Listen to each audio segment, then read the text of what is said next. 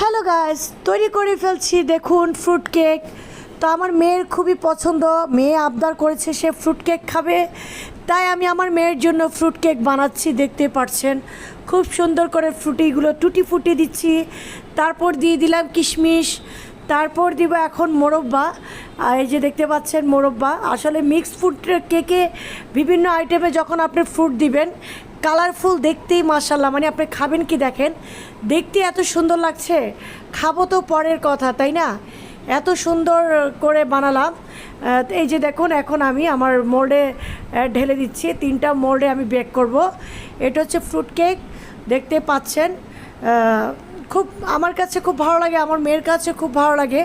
তো আপনারা কে কে এই রকম ফ্রুট কেক খেতে পছন্দ করেন কমেন্টস করে জানাবেন। তো আমি উপর দিয়ে আবার একটু টুটি ফুটি দিয়ে নিচ্ছি, জাস্ট একটু ডেকোরেশনের জন্য, কালারটা সুন্দর হওয়ার জন্য। অবশ্যই কমেন্টস করে জানাবেন আমার মতো করে কেক কে পছন্দ করেন এবং কোন আপুরা এভাবে বাসায় কেক তৈরি করেন। দেখেন বাচ্চারা আবদার করলে যেন বানিয়ে দেওয়া যায়, সেটাই অবশ্যই প্রত্যেকটা মেয়ে শিখিয়ে রাখা উচিত আমি মনে করি।